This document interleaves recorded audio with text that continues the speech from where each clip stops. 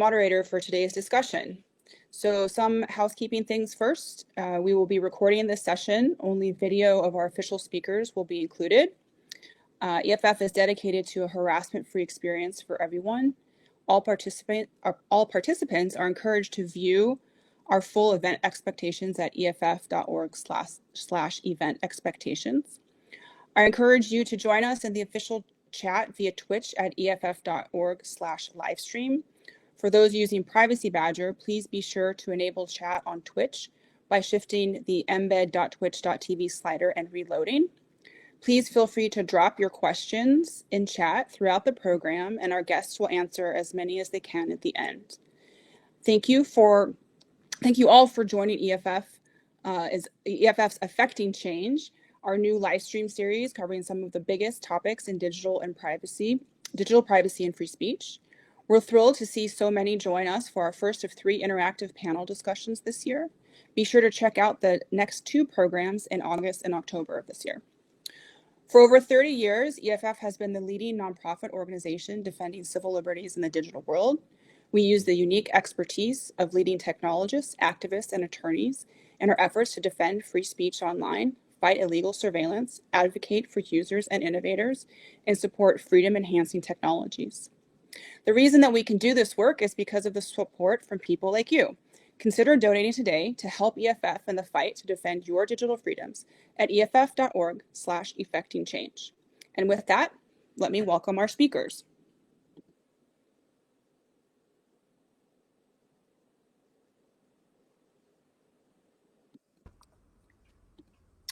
There we go. They're loading. So first, we have David Greene, my colleague at EFF. He's a senior staff attorney and EFF Civil Liberties Director on the legal team. Mike Masnick, founder and editor of Techdirt, and Daphne Keller, director of the program on platform regulation at Stanford Cyber Policy Center. So today we're going to discuss 3 monumental decisions from the Supreme Court this year on social media and First Amendment rights. The first case is called Linke versus Freed, which focuses on the government as social media user. The second case, or actually 2 cases, are the net choice cases against the states of Texas and Florida, which focus on the government as social media regulator. And then the final case is Murthy versus Missouri, which covers a little bit of both. So let me start off with you, David. Can you give us a brief summary of each case and what the core First Amendment questions were? Yes, and very, very briefly. So Linke versus Freed, which we talk about as government as social media user, you address the question of when can a government official block someone from commenting, either delete comments or block someone's ability to either follow or comment on them. And the specific question that the Supreme Court was looking at really dealt with what mixed use social media accounts. So when a governmental official maybe has a pre-existing legacy account or has an account that's separate from the account that is that is identified with their office, and they maybe use it for mixed purposes. They show their family photos and and vacation photos, and they also may use it for the operations of their office. When do they have to comply with the First Amendment, which would limit their ability to block comments or block users? So that was Linke. The second case is the net choice cases deal with 2 different state laws, a Florida and a Texas law, and they share in common the requirement that large social media or large online services, including social media platforms, are required to carry certain content or limited in their ability to moderate content. And in that case, the Florida law specifically limited their ability to moderate content from candidates for political office and for what was called journalistic enterprises.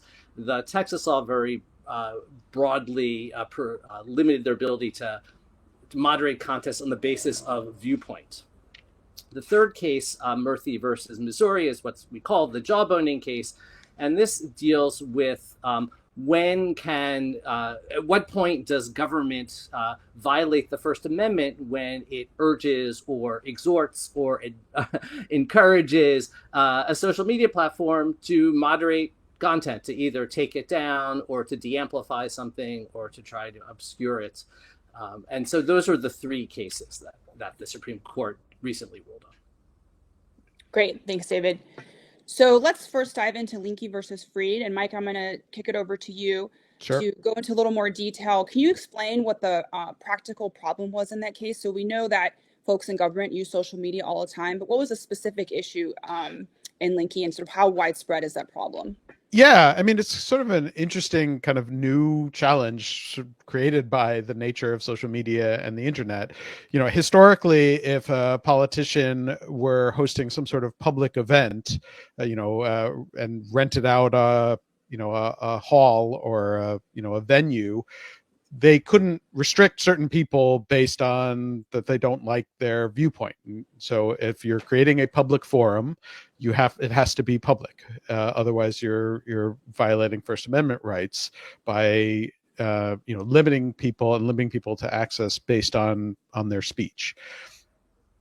And so that's somewhat understood. But when you get to the social media space, it becomes somewhat tricky because a lot of people, politicians included, have social media accounts that may or may not be connected to their official position as a politician. And we all know that social media, it's a very important function and feature of social media is to be able to block and to mute other folks who are, perhaps trollish or problematic or harassing or whatever it might be. But that creates a very weird scenario where a politician may be using their what seems like a personal social media account to discuss public official business of being an elected official. And yet if they're using the block functionality to limit someone, perhaps they don't like what they're saying or they felt the person was being harassing, is that the same thing as keeping them out of a venue that they rented and created a public forum in? And so that was the main issue. And it's just sort of this thing that came up because of the nature of how social media actually works and the ways that people use social media and the overlap between using social media for purely personal reasons and using them for professional reasons as a politician. And I think it's somewhat widespread in that lots of politicians, use their personal accounts for building up a community and interest. And sometimes they'll have multiple accounts, but it's pretty typical to use their personal account to talk about politics and policy and various issues. And then if they face harassment, to think about using the block feature. Thanks, Mike. So David, we're going to get into the sort of legal weeds a little bit here, but in Linke, the Supreme Court came up with a two-part, quote, state action test to determine if a particular social media post was government speech. So it was by a government official, but was it considered government speech for the purposes of the First Amendment? And if so, then the First Amendment generally prohibits censorship by deleting, as Mike said, deleting or blocking users' comments. But if you're a social media user and you have been censored by a government official on their social media account, do you have any recourse? I mean, that is, how difficult do you think it will be for plaintiffs moving forward to meet the requirements of the new Supreme Court test? Yeah, you do have recourse, but you're going to have to prove that this was actually a government function, that the interactive space of the government official's account was actually a government function, not their personal function.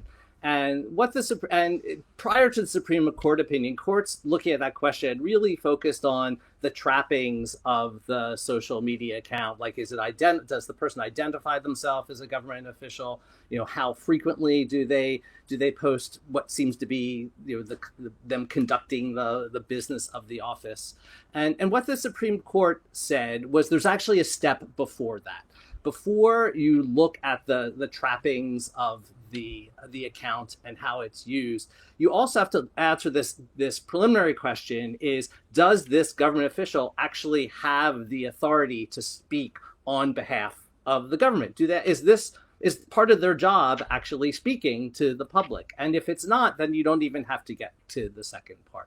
And so that's what the Supreme Court added. I think in many cases that's not going to be difficult, especially when we're dealing with high-ranking government officials who it's very obvious and very traditional that one of the things they do is address the public. And they may do this in a lot of different forms with press conferences, or they might issue statements, or they might talk to the press all the time.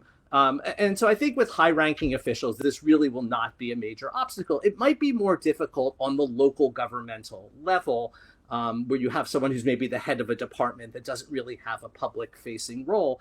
And that's potentially significant because there's a ton of these cases in the courts, and a lot of them actually do arise at the local governmental level. And indeed, the Supreme Court cases, the two cases that the court considered, one was a school board and one was a appointed city manager. And so that is potentially an obstacle for people when the official is someone who doesn't sort of obviously have a public facing role.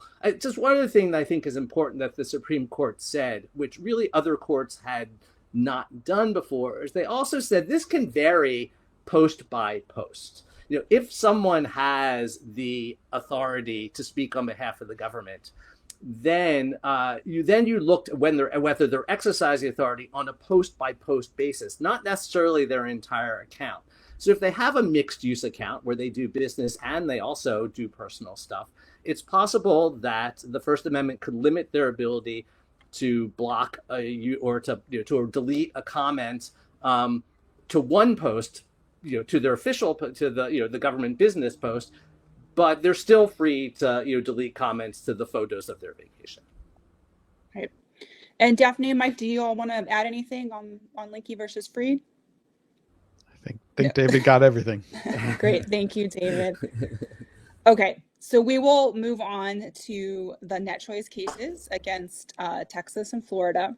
So Daphne, I'll start with you. In these cases, the states were concerned that the social media companies, the big social media companies, in particular YouTube and Facebook, were censoring conservative voices. And so the states passed legislation to tell the social media companies what content they must host, as in they shouldn't be taking down conservative content. So what did the Supreme Court say about that? So the majority opinion basically said two things.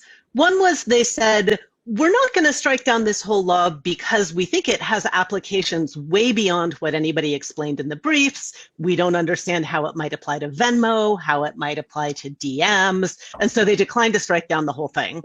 But equally importantly, the majority opinion goes into great detail explaining why, if what we're talking about is the Facebook news feed, or what it calls the news feed's ilk, sort of core social media function. If we're talking about that, the operators have a First Amendment right to set their own rules. They do act as editors. They can moderate the content as they see fit.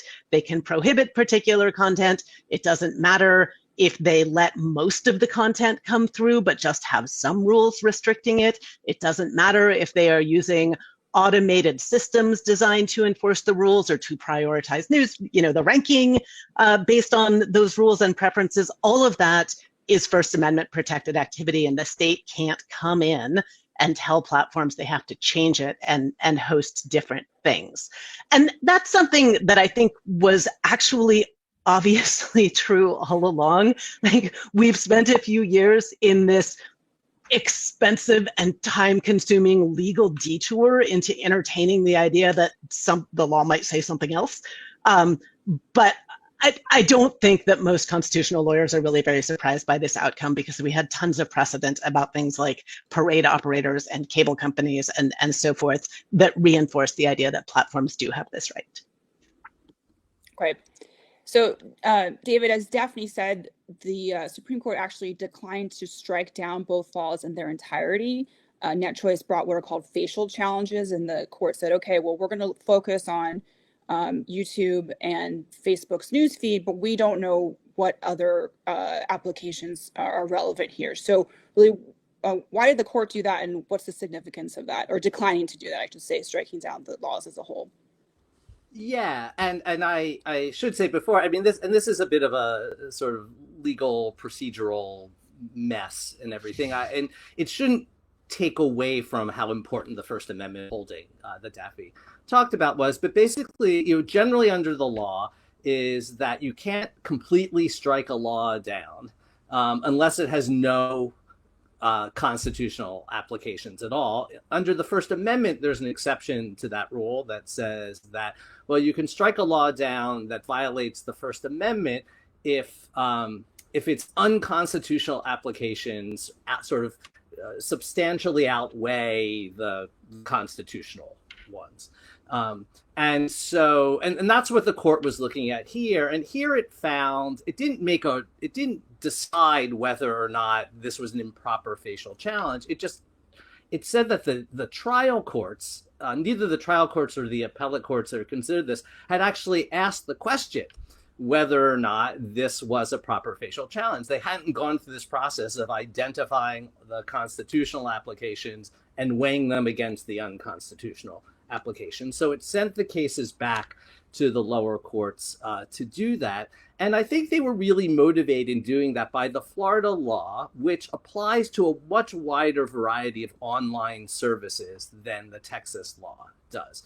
And the court, even in its questioning during the argument and in the opinion itself, talked about, like, yes, this might be unconstitutional as applied to Facebook newsfeed, YouTube homepage, and their ilk. I think they might have also called them heartland applications.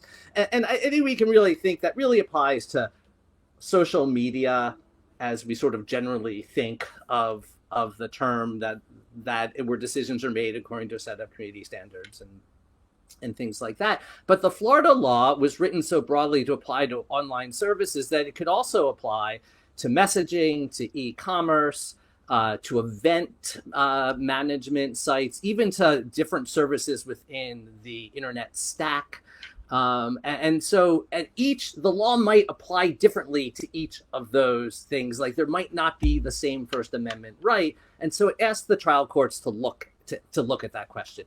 And that, I think, might be a problem for actually overturning the Florida law. And in some ways that creates a sort of perverse incentive for legislatures to write laws that, broadly apply to a ton of different services, even if they only intend to apply them, to a narrow category. The Texas law, I think, is more limited, and my guess is that I don't think this will be an obstacle to ultimately striking down the Texas law. Although the appellate court there has been weird about these cases, and was sharply criticized for the Supreme Court for being very wrong the first time it heard it. Yeah.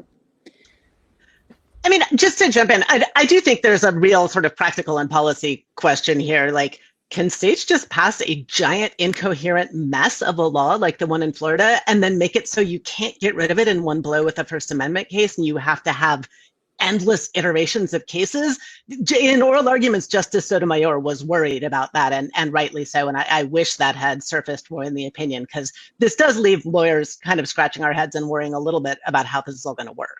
And just to throw in there, we're already seeing some of that mess show up. I mean, there was just yesterday, there was a hearing in the Ninth Circuit challenging, well, there were two hearings challenging California laws, and the ruling in the Moody case came up in both of those, and the discussions where the judges on the Ninth Circuit were saying, under Moody, do we have to go through this whole complicated process that the Supreme Court seemed to say that we have to now go through to analyze these laws?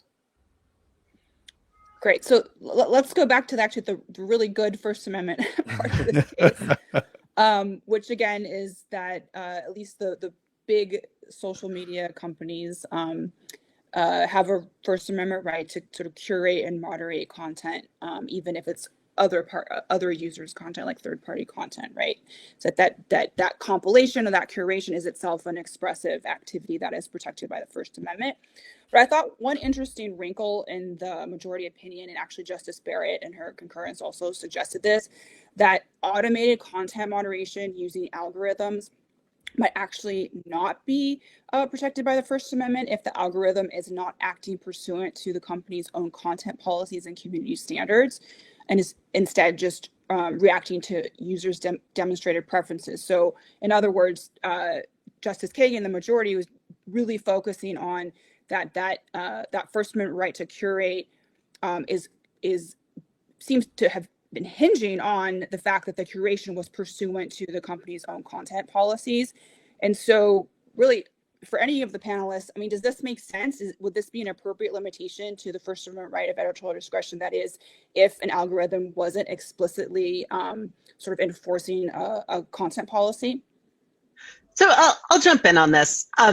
First, I actually think it's a good thing that the court is being cautious and saying, look, there are some questions we can't answer yet, and here's one of them.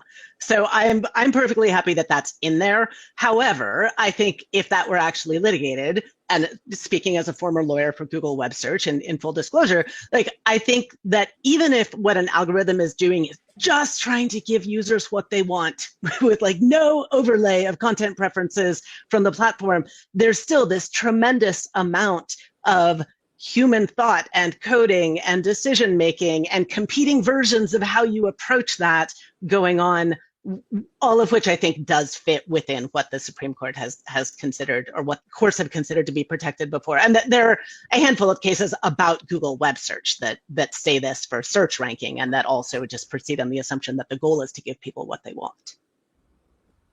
David and Mike?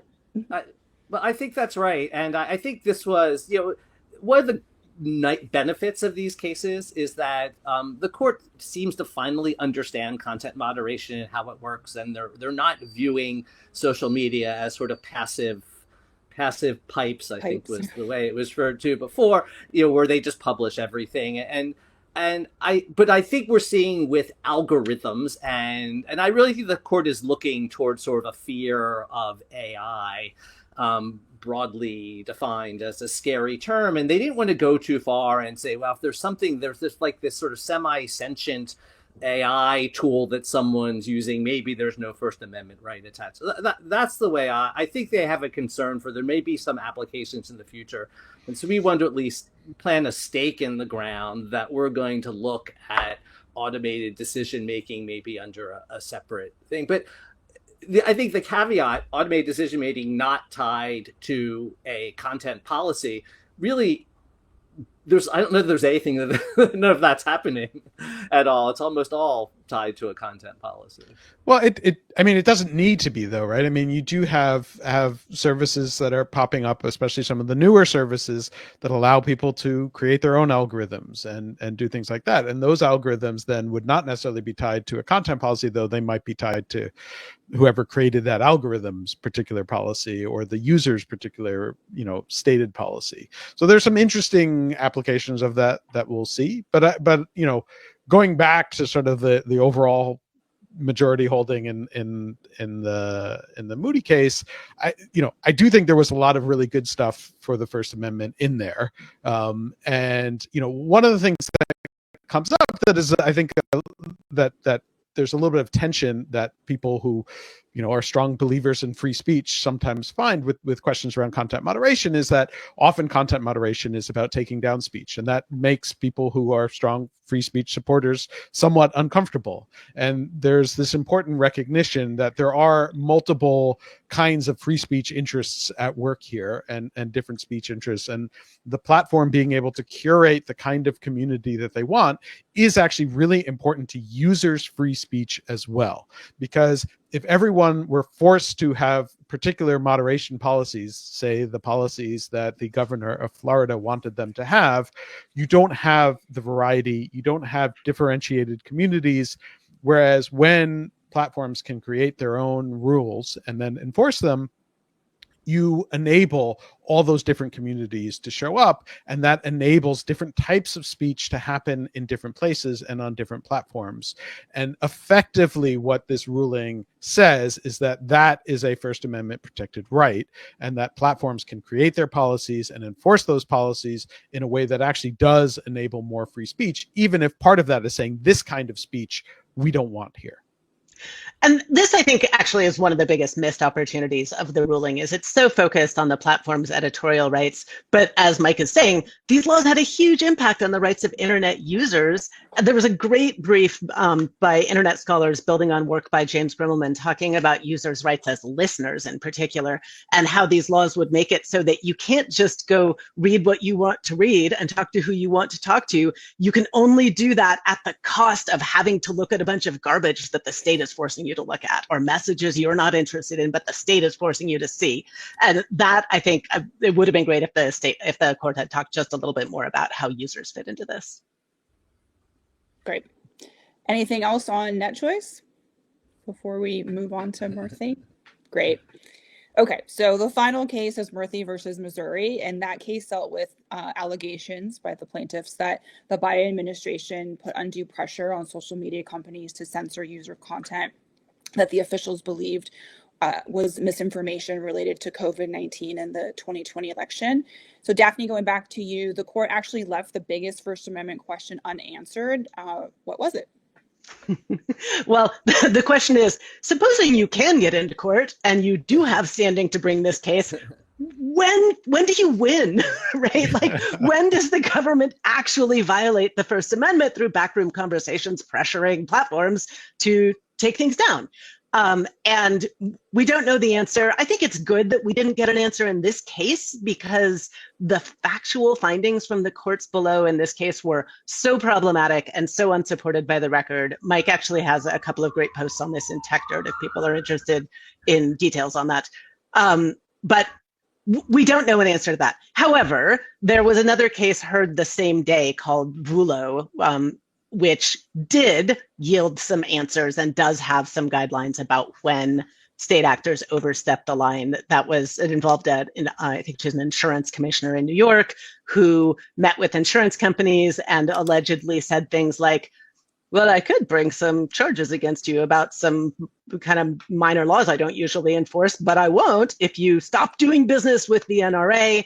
And allegedly this was because she wanted to punish the NRA for their speech and advocacy. So that case does give us some guidelines about when informal state pressure, where state actors are overstepping the authority that they actually have, can violate the First Amendment. Do you want to add anything to that, David? I know you have thoughts. No, that's okay. It. I mean, I know you're very disappointed that they didn't. Yeah, no. Well, I agree with Daphne, and we said, EFF has actually been looking to bring cases like this for a long time, and we've had trouble finding a good case. And when this case came up, there was a bit of a concern because the facts are. It's based on sort of a sprawling conspiracy theory, and there's a lot of and to sift through what is what might have been sort of valid complaints from the non-valid ones is really, really hard, and it ended up being really hard for the courts. And as a result of that, we got some really bad decisions leading up to the Supreme Court decision. I was just going to say really quickly, I'm not sure it was hard for the courts. I think they agreed with the conspiracy theories and jumped to things that were not true, which made it problematic. Yeah, that was easy and fun, probably, for the courts.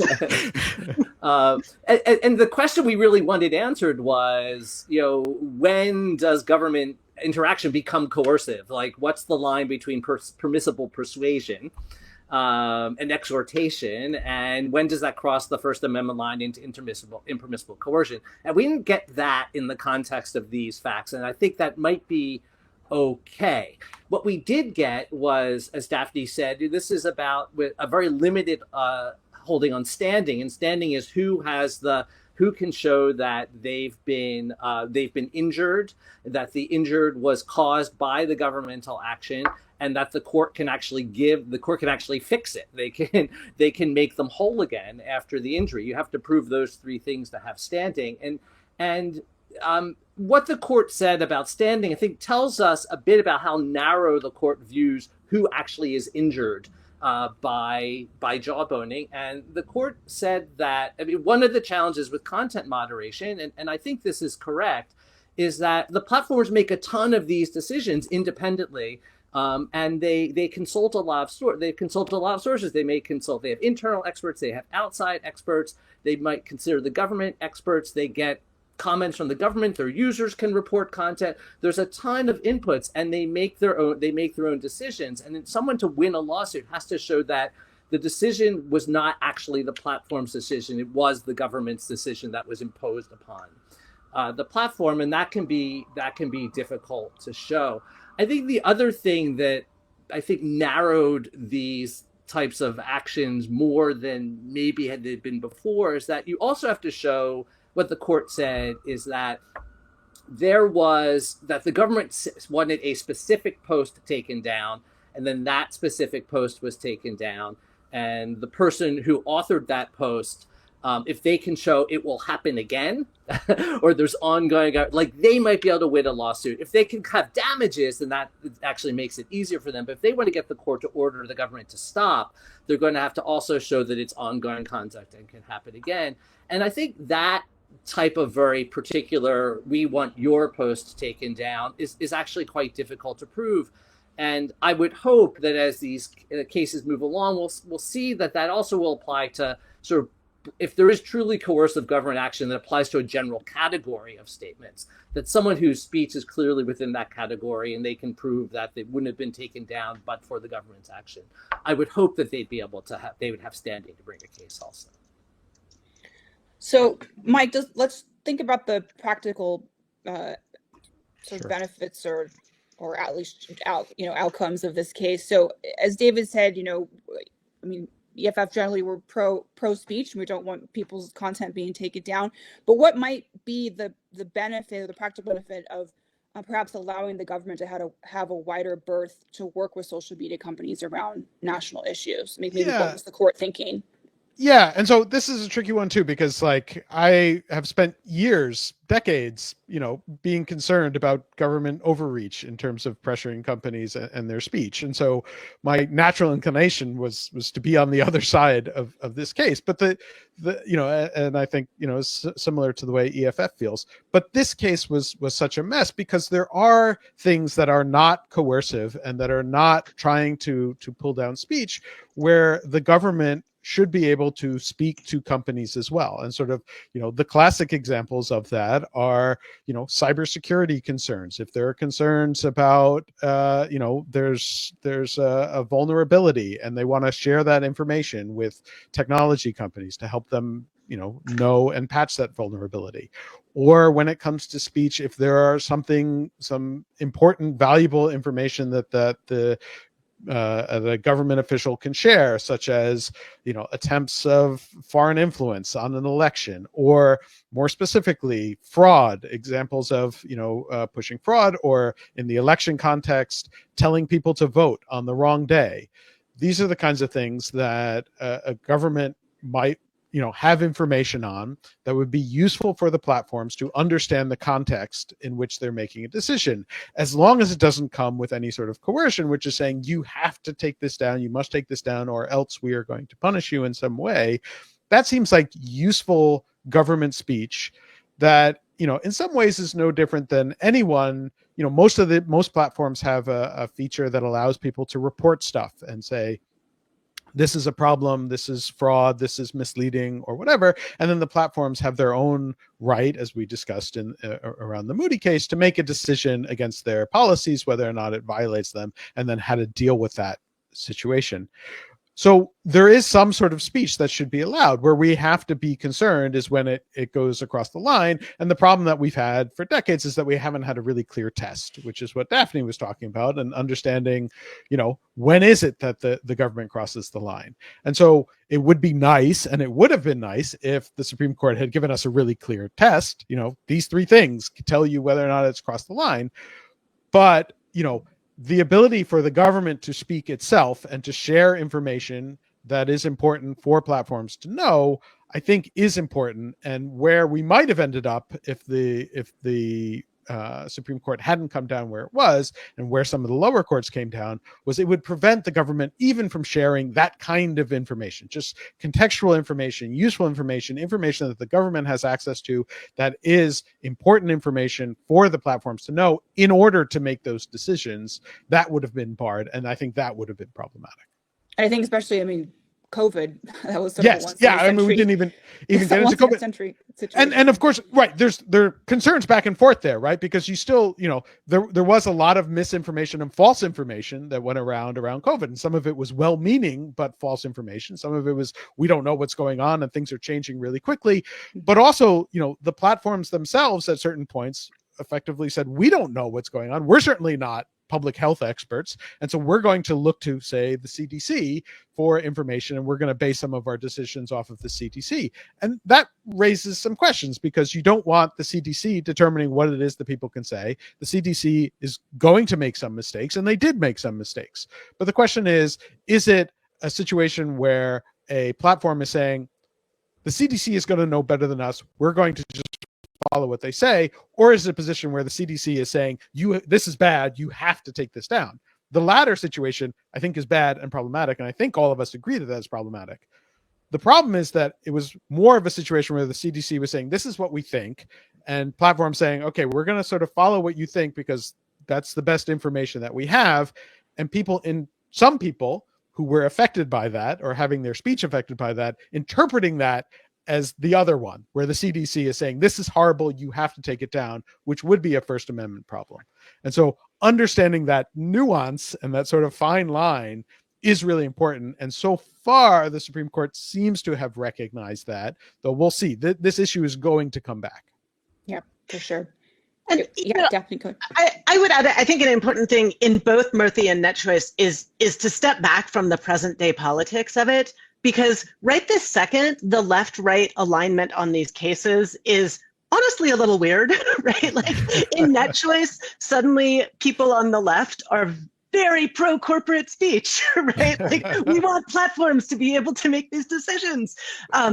And people on the right, many people on the right, are suddenly very pro-government control of their speech and stepping in and telling corporations what to say, which is not what the Republican position was on these questions back when it was about cable or about broadcast. You know, this is a real reversal of what we've had before, and who knows how this will play out in the future. But anyone could be on the receiving end of being silenced by a big platform and not being happy about it. That's not an innately right-wing issue. And similarly, with the so-called jawboning, the government strong-arming issue in Murthy, the plaintiffs there were on the political right in today's American politics, but that could play out differently. Before Murthy, the most important case internationally about this came out of Israel. It's called Adala. I have a couple of posts about it on Lawfare. And that was a case from before the current conflict, but from Palestinian activists saying that Israeli government people had coerced platforms into taking down the Palestinian activists' lawful speech. So, you know, the politics are very different there. In that case, the Israeli Supreme Court said you can't prevail on this claim because, number one, there's no proof any lawful speech was ever taken down because the government didn't keep any records and the users weren't notified when it was government initiative that their speech got taken down. And then secondly, it said you can't prove that the platforms were coerced. And you know, that's kind of weird because I can well imagine that the present day platform people who've been enforcing their current policies for a number of years, they'd sign an affidavit saying we weren't coerced. This was our policy. We always wanted to take this stuff down, when actually in many cases they're enforcing policies that were themselves created through government coercion over the course of years. So I think that case both stands for this point about there is no innate left-right alignment here, and also the problem with looking solely to coercion and to coercion within that one interaction with that one government body, when actually platforms are being influenced by long-term discussions with governments around the world. And I think the plaintiffs did try to argue that, but the government wasn't persuaded. So, I mean, the court. Any final comments on either Murthy or all three cases? I can just say with Murthy, that if to the extent that people, well, what are we supposed to do if we've been censored and it's so hard to prove the government did that? Can we sue the platforms? I think that's probably not.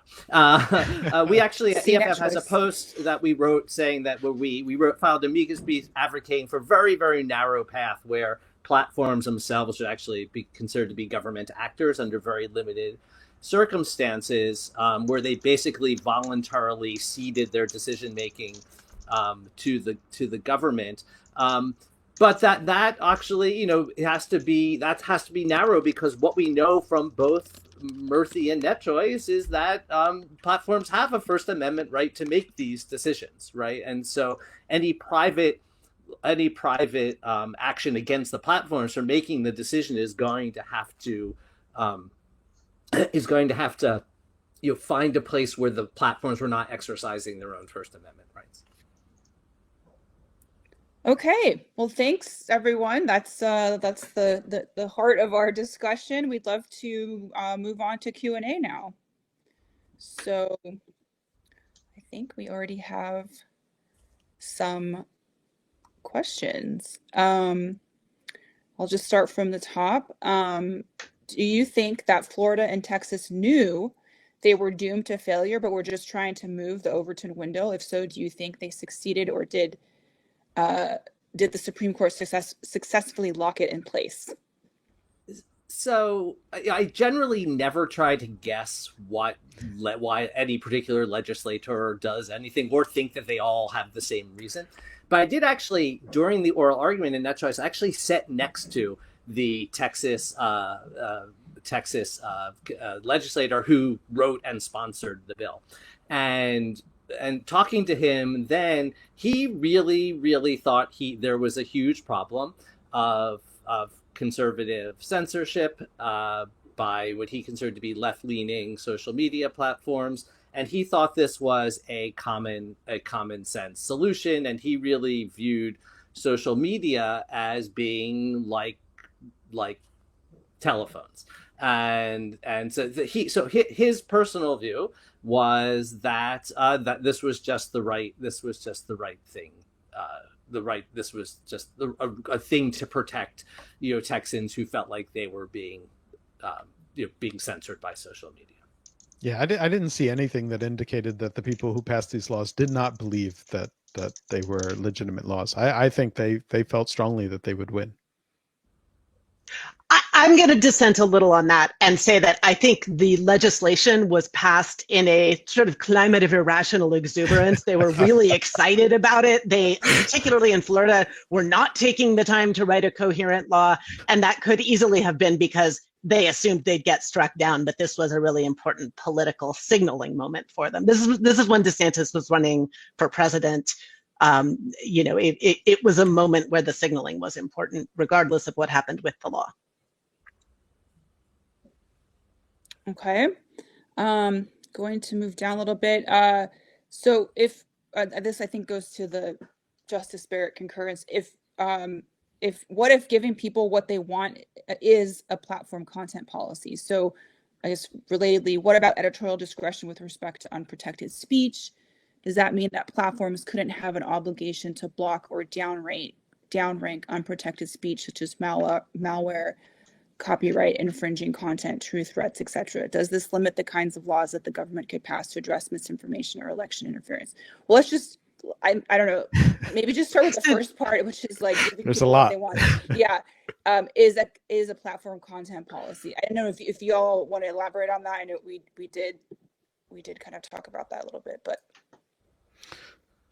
I mean, I think, and Daphne can probably speak to this, but like going back to the search engine cases, right? I mean, that's what search engines are, right? Search engines are supposed to be about giving people what they want. And that has generally been seen as protected speech. And so, I'm not sure if it goes beyond that, but Daphne, do you have any thoughts? Yeah, I mean, also, cable programming is about giving people what they want. Sure. Like the New York Times story recommendations they get are about giving people what they want. Giving people what they want is a very common thing that editors and publishers do in the world. So isolating it as unprotected seems questionable. To the second part of the question, I'm actually really interested in this too. The sort of, what does this ruling tell us about laws where the requirement is for platforms to remove content, or the urge is to get them to remove content, whether or not the lawmakers quite have that authority? And I think the simplest part is, lawmakers can prohibit certain expression, and nothing in net choice changes that. The basic ability to regulate defamation, child abuse material, etc., is unchanged by this. And then the question of whether there are special constitutional rules when that obligation to police content or to remove content is placed on a technical intermediary when you're telling YouTube or Facebook or X to go out and enforce the rules. There are some really interesting constitutional questions about the limits there, because we know that platforms will err on the side of taking down too much content and do so in a way probably with disparate impact on minority groups. But that set of questions really wasn't raised in Net Choice. So I think that's still, an open area. Yeah, and just to wrap it up, I think it's important to realize that the Net Choice cases and Murthy also dealt with legal speech, all dealt with speech that's protected by the First Amendment, and these cases would have been very different if all these were enforcing existing laws with speech that the limited categories of speech that are not protected by the First Amendment. Yeah. So, David, I think you touched upon this a little bit, but in terms of the Murthy case, if it's going to be hard to sue government officials for coercive platforms because there's this three-party, chain of causation, is there anyone else a plaintiff could sue, such as the platforms directly, or sort of what's the viability of that? Yeah, I answered this before. Again, we have a blog post that you can look for, or if you have trouble finding it, reach out to me. I'll point you to it. That says we think there should be a narrow path, but the courts really haven't completely answered that question, and I do think that it's going to be very, very, very difficult to do.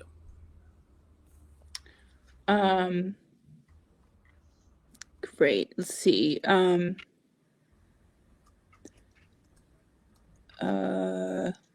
Let's see. Okay, so does the line between, I think this is still related to Murthy, does the line between coercion and persuasion have anything to do with intent or the type of speech involved? Is there a difference between jawboning with respect to misinformation as opposed to speech critical of the government official? So to answer the second part, no. The subject matter doesn't matter at all, and I think that's correct. In terms of intent, that's a really good question. In our amicus brief in the Supreme Court, we had actually urged the court to adopt intent as one of the factors that the court should consider in distinguishing between permissible and impermissible speech. But again, the court didn't, at least in Murthy, didn't give us a list of factors, and it wasn't really an issue in Volo either. So I don't think in Volo there was intent, but and it was very clear intent. But the court didn't lay it out in a way. So I still think it's a highly relevant factor, but we didn't have the court do what I think would have been really helpful and say factor one, intent. We didn't get that. And I think one of the biggest through lines in looking at these cases is whether the government is transparent to the public in its actions, right? Are we talking about Biden giving a speech and calling for platforms to do what he thinks is their moral duty? That's the kind of thing that we expect politicians to do, and we have a mechanism to hold them accountable if the voters don't agree.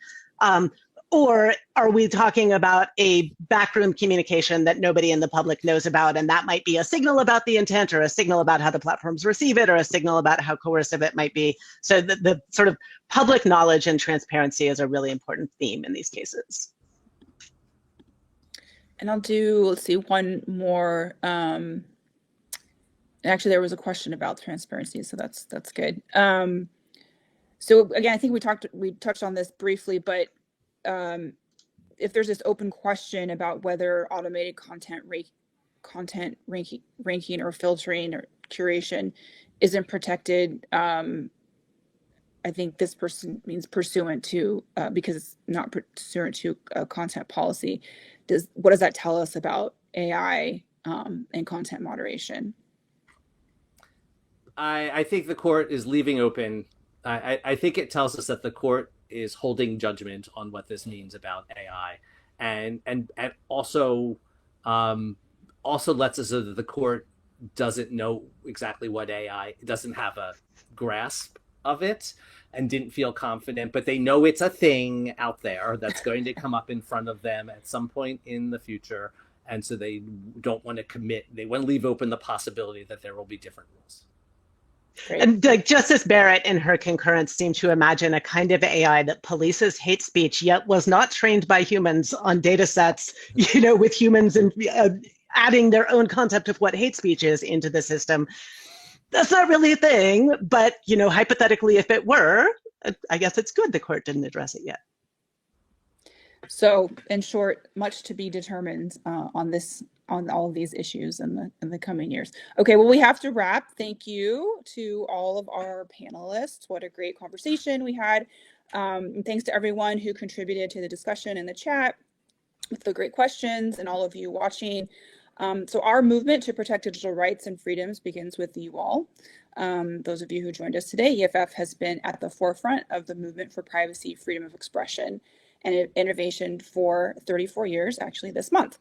And we need your help to keep up the fight. So we encourage you to become a member today at EFF.org/effecting change.